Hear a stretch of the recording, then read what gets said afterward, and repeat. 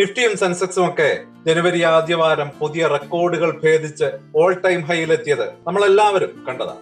മാർക്കറ്റിൽ ഒരു festival season പോലെ തോന്നുന്ന ഒരു അവസ്ഥ അവിടെ ഉണ്ടായിരുന്നു. അതിനുശേഷമാണ് ചെറിയൊരു ഡൗൺ മൂവ്മെന്റ് ഉണ്ടായത്. നിങ്ങളുടെ പോർട്ട്ഫോളിയോ നോക്കുമ്പോൾ നല്ല പച്ചപ്പിലായിരിക്കും ഇത്തരത്തിലുള്ള ഒരു ഓൾ ടൈം ഹൈ വരുമ്പോൾ ഉണ്ടാവുക. പക്ഷെ ഞാനൊരു കാര്യം പറഞ്ഞാൽ അത് നിങ്ങൾക്ക് എത്രമാത്രം വിശ്വാസ്യമാകും എന്ന് എനിക്കറിയില്ല. ഇന്ത്യൻ ഇൻവെസ്റ്റേഴ്സിനെ സംബന്ധിച്ച് ഒരുപക്ഷെ ഏറ്റവും അപകടം പിടിച്ച ഒരു സമയം കൂടിയാണിത്. ഈ ആഘോഷങ്ങൾക്ക് പിന്നിൽ നമ്മളിൽ പലരെയും വീഴ്ത്തുന്ന ഒരു സൈക്കോളജിക്കൽ ട്രാപ്പ് ഒളിച്ചിരിപ്പുണ്ട്. നമ്മൾ കഷ്ടപ്പെട്ടുണ്ടാക്കിയ പണം, അല്ലെങ്കിൽ നമ്മൾ ഒരുപാട് ഇൻവെസ്റ്റ് ചെയ്ത് ഒരുപാട് ആലോചിച്ച് ഉണ്ടാക്കിയ ആ ഒരു പണം മുഴുവൻ നഷ്ടപ്പെടുത്താൻ സാധ്യതയുള്ള ഒരു കെണി കൂടി ഈ ഒരു അവസരത്തിൽ നമുക്ക് ചുറ്റുമുണ്ട് എന്നാണ് പറഞ്ഞു വരുന്നത്. അപ്പോൾ എന്താണ് ആ ട്രാപ്പ്? അതാണ് നമ്മൾ ഇന്ന് ഡീറ്റെയിൽ ആയിട്ട് സംസാരിക്കാൻ പോകുന്നത്. മാർക്കറ്റ് ഓൾ ടൈം ഹൈയിൽ നിൽക്കുമ്പോൾ നമ്മൾ സാധാരണയായി വരുത്തുന്ന ഏറ്റവും വലിയ മിസ്റ്റേക്ക് എന്താണ്? അതിൽ പെട്ടുപോകാതെ നിങ്ങളുടെ സമ്പാദ്യം സുരക്ഷിതമാക്കാൻ അതിനു പകരം എന്ത് ചെയ്യണം? നമുക്ക് നോക്കാം. Welcome to the eye opener video of Thanam smart savings and investment solutions. Market ഇങ്ങനെ മുകളിലേക്ക് കുതിക്കുമ്പോൾ നമ്മളുടെ ഉള്ളിൽ രണ്ട് ശക്തമായിട്ടുള്ള വികാരങ്ങൾ ഉണ്ടാകും. ഒന്നാമത്തേത് ഫോമോ അഥവാ ഫിയർ ഓഫ് മിസ്സിംഗ് ഔട്ട്. മറ്റുള്ളവരെല്ലാം കാശുണ്ടാക്കുന്നു, ഞാൻ മാത്രം ഈ റാലി മിസ് ചെയ്യുമോ എന്ന പേടി. രണ്ടാമത്തേത് ഗ്രീഡിനെസ് അല്ലെങ്കിൽ അത്യാഗ്രഹം. കുറഞ്ഞ സമയം കൊണ്ട് മാക്സിമം പ്രോഫിറ്റ് ഉണ്ടാക്കാനുള്ള ഒരു ആവേശം. ഈ രണ്ട് വികാരങ്ങളും നമ്മളെ കൊണ്ട് വളരെ ബുദ്ധിപൂർവമല്ലാത്ത ഡിസിഷൻസ് എടുപ്പിക്കാൻ സാധ്യതയുണ്ട്. ഈ വികാരങ്ങളുടെ പുറത്ത് സാധാരണയായിട്ട് ഇൻവെസ്റ്റേഴ്സ് രണ്ട് അബദ്ധങ്ങളിലാണ് ചെന്ന് ചാടാറ്. ഒന്നാമത്തെ കൂട്ടർ ഫോമോ കാരണം ഒരു റിസർച്ച് ചെയ്യാതെ മാർക്കറ്റിലേക്ക് എടുത്തു ചാടും. ഏത് സ്റ്റോക്കാണ് ഇപ്പോൾ കുതിക്കുന്നത്, ഫ്രണ്ട്സ് ഏതിലാണ് ഇൻവെസ്റ്റ് ചെയ്യുന്നത്, ന്യൂസിൽ എന്താണ് ട്രെൻഡിങ്, ഇങ്ങനെയൊക്കെ നോക്കി അതിന്റെ പുറകെ അങ്ങ് വെച്ചുപിടിക്കും. ഇതിനെയാണ് മൊമെന്റം ചേസിംഗ് എന്ന് പറയുന്നത്. അവർ ആ കമ്പനിയുടെ ബിസിനസ് എന്താണെന്നോ അല്ലെങ്കിൽ അതിന്റെ യഥാർത്ഥ വാല്യൂ എന്താണെന്നോ ഫ്യൂച്ചറിൽ എന്ത് സംഭവിക്കുമെന്നോ എന്ന് നോക്കുന്നില്ല. പ്രൈസ് മുകളിലേക്ക് പോകുന്നു എന്ന ഒറ്റ കാരണം കൊണ്ട് പണം മുടക്കുന്നു. സ്വാഭാവികമായും മാർക്കറ്റ് ചെറുതായിട്ടൊന്ന് താഴേക്ക് വരുമ്പോൾ ഇവർ പേടിച്ച് നഷ്ടത്തിൽ എല്ലാം വിറ്റ് ഒഴിവാകാനും സാധ്യമാണ്. രണ്ടാമത്തെ കൂട്ടർ നേരെ തിരിച്ചാണ് ചിന്തിക്കുന്നത്. മാർക്കറ്റ് അതിന്റെ ഹിസ്റ്ററിയിലെ ഏറ്റവും നല്ല നിലയിലാണല്ലോ നിൽക്കുന്നത്, ഏത് നിമിഷവും ഒരു വലിയ ക്രാഷ് വരാം അല്ലെങ്കിൽ കറക്ഷൻ ഉണ്ടാവാം. അവരതുകൊണ്ട് പേടിച്ച് കയ്യിലുള്ള പണം ബാങ്കിൽ തന്നെ വെച്ച് മാർക്കറ്റ് താഴെ വരാൻ വേണ്ടി വെയിറ്റ് ചെയ്യും. പക്ഷെ മാസങ്ങൾ കഴിഞ്ഞിട്ടും മാർക്കറ്റ് താഴെ വരാതെ പുതിയ ഹൈകളിലേക്ക് പോകുമ്പോൾ വിലപ്പെട്ട നേട്ടങ്ങളാണ് ഇവർക്ക് നഷ്ടമാകുന്നത്. അതിൽ ഏറ്റവും വലിയ പ്രോബ്ലം എന്താണെന്ന് വെച്ചാൽ, ഇനി മാർക്കറ്റ് ഒന്ന് ഇടിഞ്ഞാൽ പോലും ഇവർക്ക് ഇൻവെസ്റ്റ് ചെയ്യാൻ ധൈര്യം വരില്ല. കാരണം ഇനിയും താഴേക്ക് പോകുമോ എന്ന പുതിയ പേടി അപ്പോൾ തുടങ്ങും. അപ്പോൾ ഈ രണ്ട് വഴികളും, അതായത് കണ്ണുമടച്ചോടുന്നതും പേടിച്ച് മാറി നിൽക്കുന്നതും ഒരുപോലെ അപകടകരമാണ്. അവസാനം രണ്ടും നഷ്ടത്തിലേ നിങ്ങളെ കൊണ്ടെത്തിക്കുകയുള്ളൂ. അപ്പൊ എന്താണ് നമ്മളെ ഈ രണ്ട് തെറ്റായ വഴികളിലേക്കും തള്ളിവിടുന്ന അടിസ്ഥാനപരമായിട്ടുള്ള കാരണം? എന്താണ് ആ നമ്പർ 1 മിസ്റ്റേക്ക്? നിങ്ങളുടെ ഫിനാൻഷ്യൽ ഗോൾസ് നോക്കി തീരുമാനങ്ങൾ എടുക്കുന്നതിന് പകരം മാർക്കറ്റിന്റെ ലെവൽ, അതായത് നിഫ്റ്റി, സെൻസെക്സ് എവിടെ നിൽക്കുന്നു, ഇവയൊക്കെ നോക്കി ഇൻവെസ്റ്റ്മെന്റ് തീരുമാനങ്ങൾ എടുക്കുന്നതാണ് ആ ഒരു മിസ്റ്റേക്ക്. ഒന്നുകൂടി സിമ്പിൾ ആയിട്ട് പറഞ്ഞാൽ, നിങ്ങളുടെ റിട്ടയർമെന്റ്, കുട്ടികളുടെ വിദ്യാഭ്യാസം അല്ലെങ്കിൽ ഒരു വീട്, ഇങ്ങനെയൊക്കെയുള്ള ലക്ഷ്യങ്ങൾ മറന്നിട്ട് നിഫ്റ്റി 25,000-ത്തിലാണോ അല്ലെങ്കിൽ 26,000-ത്തിലാണോ എന്നൊക്കെ നോക്കി വാങ്ങാനും വിൽക്കാനും ഓടി നടക്കുന്നതാണ് ഏറ്റവും വലിയ മിസ്റ്റേക്ക്. ഹിസ്റ്ററി നോക്കിയാൽ നമുക്ക് കാണാം, മാർക്കറ്റ് എപ്പോഴും പഴയ റെക്കോർഡുകൾ ബ്രേക്ക് ചെയ്ത് തന്നെയാണ് മുന്നോട്ട് പോയിട്ടുള്ളത്. അതുകൊണ്ട് ഓൾ ടൈം ഹൈ എന്നത് ഒരു അപകട സൈറണല്ല, മറിച്ച് അത് വളരുന്ന ഒരു രാജ്യത്തിന്റെ ഹെൽത്തി ആയിട്ടുള്ള ഒരു ഇൻഡിക്കേറ്ററാണ്. ഈ ഒരു ലക്ഷണത്തെ തെറ്റിദ്ധരിച്ച് നിങ്ങളുടെ ലോങ് ടൈം ഇൻവെസ്റ്റ്മെന്റ് പ്ലാനുകൾ താളം തെറ്റിക്കുമ്പോഴാണ് നിങ്ങളുടെ പ്രശ്നം തുടങ്ങുന്നത്. അപ്പോൾ മാർക്കറ്റിന്റെ കയറ്റിറക്കങ്ങളിൽ പേടിച്ച് പാനിക്കാവാതെ ഒരു ഡിസിപ്ലിൻഡ് ഇൻവെസ്റ്റർ ആയിട്ട് മാറാൻ നമ്മൾ യഥാർത്ഥത്തിൽ എന്താണ് ചെയ്യേണ്ടത്? സാധാരണക്കാരൻ ചെയ്യുന്നതിൽ നിന്ന് വ്യത്യസ്തമായിട്ട് നമ്മൾ ചെയ്യേണ്ട 4 കാര്യങ്ങളാണ് ഇവിടെ ഞാൻ പറയുന്നത്. ഒന്നാമത്തേത്, നിങ്ങളുടെ ഫിനാൻഷ്യൽ ഗോൾസ് ഒന്നുകൂടി ഉറപ്പിക്കുക. നിങ്ങൾ എന്തിനാണ് ഇൻവെസ്റ്റ് ചെയ്യുന്നത്? ഈ ചോദ്യത്തിന് നിങ്ങൾക്കൊരു കൃത്യമായ ഉത്തരം ഉണ്ടായിരിക്കണം.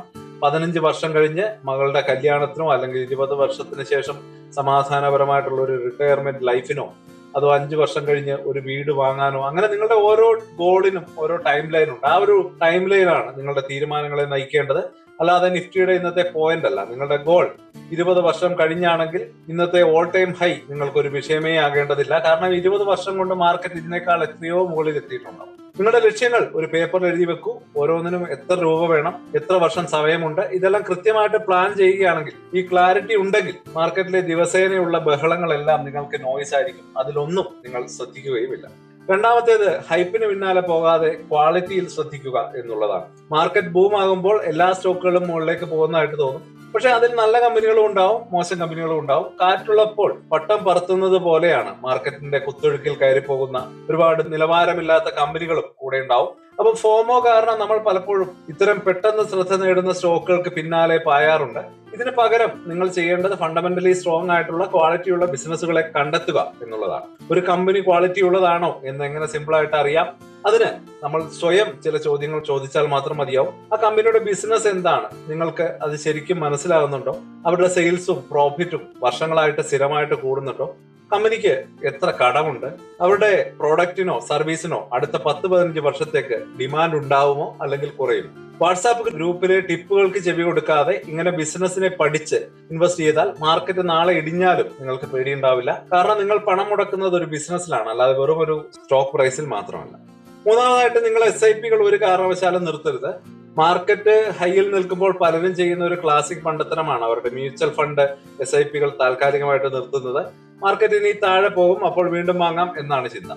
ഇത് മാർക്കറ്റിനെ ടൈം ചെയ്യാനുള്ള ഒരു ശ്രമമാണ്. അത് മിക്കവാറും ഫ്ലോപ്പ് ആകാനേ സാധ്യതയുള്ളൂ. SIP-യുടെ ഏറ്റവും വലിയ സൗന്ദര്യം റുപ്പി കോസ്റ്റ് ആവറേജിംഗ് ആണ്.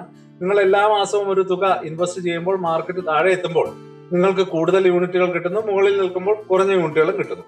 കാലക്രമേണ ഇത് നിങ്ങളുടെ ആവറേജ് പർച്ചേസ് പ്രൈസ് കുറയ്ക്കാൻ സഹായിക്കും. മാർക്കറ്റ് ഹൈയിൽ നിങ്ങൾ SIP നിർത്തുമ്പോൾ ഈ ഒരു ആവറേജിങ്ങിന്റെ ബെനിഫിറ്റ് നിങ്ങൾക്ക് നഷ്ടപ്പെടുത്തുന്നു. ആ ഒരു മാസത്തെയോ അല്ലെങ്കിൽ 2-3 മാസത്തെയോ നിങ്ങളുടെ ഇൻവെസ്റ്റ്മെന്റ് അവിടെ നിന്നു പോകുന്നു. തീർച്ചയായിട്ടും അത് നിങ്ങൾക്ക് നഷ്ടം മാത്രമാണ്, ഒരിക്കലും ലാഭമാണ് എന്ന് കരുതരുത്.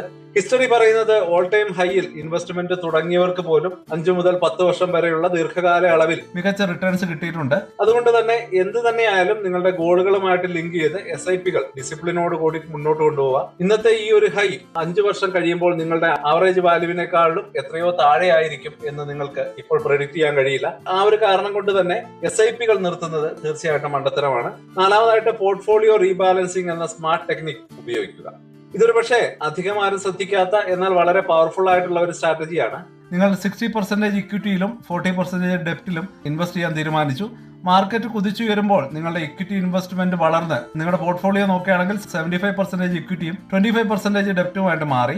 ഇതിന്റെ അർത്ഥം നിങ്ങൾ ആദ്യം ഉദ്ദേശിച്ചതിലും കൂടുതൽ റിസ്ക് ഇപ്പോൾ നിങ്ങളുടെ പോർട്ട്ഫോളിയോയിൽ ഉണ്ട് എന്നുള്ളതാണ്. ഇവിടെയാണ് റീബാലൻസിംഗിന്റെ പവർ വരുന്നത്. നിങ്ങൾ ചെയ്യേണ്ടത് അധികമായിട്ട് വന്ന 15% ഇക്വിറ്റി വിറ്റ് ആ പണം ഡെറ്റ് ഫണ്ടുകളിലേക്ക് മാറ്റുക. ഇതോടെ നിങ്ങളുടെ പോർട്ട്ഫോളിയോ തിരികെ 60-40 എന്ന ആ ഒരു കംഫർട്ട് സോണിലേക്ക് എത്തും. ഇങ്ങനെ ചെയ്യുന്നതിലൂടെ നിങ്ങൾ അറിയാതെ തന്നെ വില കൂടുമ്പോൾ വിൽക്കുക, വില കുറയുമ്പോൾ വാങ്ങുക എന്ന തത്വം നടപ്പാക്കുകയാണ്. അതായത് നിങ്ങൾ പ്രോഫിറ്റ് ബുക്ക് ചെയ്യുന്നു, ഒപ്പം നിങ്ങളുടെ റിസ്ക് കുറയ്ക്കുകയും ചെയ്യുന്നു. വർഷത്തിൽ ഒരിക്കലെങ്കിലും ഇങ്ങനെ ചെയ്യുന്നത് വലിയ മാർക്കറ്റ് തകർച്ചകളിൽ നിന്ന് നിങ്ങളുടെ ഇൻവെസ്റ്റ്മെന്റിനെ ഒരുപാട് പ്രൊട്ടക്ട് ചെയ്യാനുള്ള ഏറ്റവും നല്ല വഴിയാണ്. അപ്പോ ഇനി നമുക്കൊരു കൺക്ലൂഷനിലേക്ക് കടക്കാം. ഇന്ന് പഠിച്ച കാര്യങ്ങൾ ഒന്നുകൂടെ ഓടിച്ചു നോക്കാം. സ്റ്റോക്ക് മാർക്കറ്റ് അതിന്റെ ഓൾ ടൈം ഹൈയിൽ എത്തുമ്പോൾ പേടിക്കേണ്ട കാര്യമില്ല, ഓവർ എക്സൈറ്റഡ് ആകേണ്ട കാര്യവുമില്ല. അത് വളരുന്ന ഒരു എക്കണോമിയുടെ സ്വാഭാവികമായിട്ടുള്ള ഒരു ചുവടുവയ്പായിട്ട് മാത്രം കണ്ടാൽ മതി. ഏറ്റവും പ്രധാനമായിട്ട് ആ നമ്പർ 1 മിസ്റ്റേക്ക്, അതായത് മാർക്കറ്റിന്റെ ലെവൽ നോക്കി തീരുമാനമെടുക്കുന്നത് നിങ്ങൾ പൂർണ്ണമായും ഒഴിവാക്കുക. പകരം ഈ 4 കാര്യങ്ങൾ എപ്പോഴും ശ്രദ്ധിക്കുക. ഒന്നാമതായിട്ട്, എപ്പോഴും നിങ്ങളുടെ സ്വന്തം ഫിനാൻഷ്യൽ ഗോൾസിലേക്ക് ഫോക്കസ് ചെയ്യുക. അതുപോലെ അനാവശ്യ ഹൈപ്പുകൾക്ക് പിന്നാലെ പോകാതെ ക്വാളിറ്റിയുള്ള ബിസിനസ്സുകളിൽ ഇൻവെസ്റ്റ് ചെയ്യുക. എന്ത് വന്നാലും നിങ്ങളുടെ SIP-കൾ ഡിസിപ്ലിനോട് തുടരുക. കൃത്യമായിട്ടുള്ള ഇടവേളകളിൽ പോർട്ട്ഫോളിയോ റീബാലൻസിംഗ് ചെയ്ത് നിങ്ങളുടെ റിസ്ക് കൺട്രോൾ ചെയ്യുക. ഈ കാര്യങ്ങൾ നിങ്ങൾ ശ്രദ്ധിച്ചാൽ മാർക്കറ്റ് പുതിയ റെക്കോർഡ് ഇടുമ്പോൾ നിങ്ങൾക്ക് ടെൻഷൻ അടിക്കേണ്ടി വരില്ല. പകരം നിങ്ങളുടെ ലക്ഷ്യങ്ങളിലേക്ക് നിങ്ങൾ ഒരു പടി കൂടി അടുത്തു എന്ന് കണ്ട് സന്തോഷിക്കാം. അപ്പോൾ ഈ വീഡിയോ നിങ്ങൾക്ക് ഉപകാരപ്പെട്ടു എന്ന് കരുതുന്നു. നിങ്ങളുടെ അഭിപ്രായങ്ങൾ കേൾക്കാൻ ആഗ്രഹമുണ്ട്. ഈ ഒരു മാർക്കറ്റ് റാലിയിൽ നിങ്ങൾ പഠിച്ച ഏറ്റവും വലിയ പാഠം എന്താണ്? നിങ്ങൾ ചെയ്ത ഏറ്റവും വലിയ അബദ്ധം അതും എന്താണ്? താഴെ കമന്റുകളായിട്ട് അറിയിക്കുക. ഇതുവരെ ചാനൽ സബ്സ്ക്രൈബ് ചെയ്തിട്ടില്ലെങ്കിൽ ദയവായിട്ട് ചാനൽ സബ്സ്ക്രൈബ് ചെയ്തേക്കുക. അടുത്ത ഒരു ഇൻഫോർമേറ്റീവ് വീഡിയോയുമായിട്ട് നമുക്ക് വീണ്ടും കാണാം. അതുവരേക്കും ഹാപ്പി ഇൻവെസ്റ്റിംഗ്. സ്റ്റോക്ക് മാർക്കറ്റിലെ ന്യൂസുകളെയും അതുപോലെ തന്നെ അപ്ഡേറ്റുകളെയും ഉൾക്കൊള്ളിച്ചുകൊണ്ടുള്ള ഒരു ഫേസ്ബുക്ക് ഗ്രൂപ്പ് നമുക്കുണ്ട്. ആ ഒരു ഗ്രൂപ്പിന്റെ ലിങ്ക് ഈ വീഡിയോയുടെ ഡിസ്ക്രിപ്ഷനിൽ കൊടുക്കുന്നുണ്ട്. പ്രൈവറ്റ് ആയിട്ടുള്ള ഒരു ഗ്രൂപ്പാണ്. താല്പര്യമുള്ളവർക്ക് ആ ലിങ്കിൽ ക്ലിക്ക് ചെയ്തുകൊണ്ട് ഗ്രൂപ്പിൽ ജോയിൻ ചെയ്യാം. ഏറ്റവും ലേറ്റസ്റ്റ് ആയിട്ടുള്ള ന്യൂസുകൾ നമ്മൾ അതിൽ അപ്ഡേറ്റ് ചെയ്യുന്നുണ്ട്. വളരെ ഇൻഫോർമേറ്റീവ് ആയിരിക്കും. അപ്പൊ ഇത്രയുമാണ് ഇന്നത്തെ വീഡിയോയിൽ ഉൾപ്പെടുത്തിയിരിക്കുന്നത്. പുതിയ ന്യൂസുകളുമായിട്ട് നാളെ വീണ്ടും വരാം. ബൈ.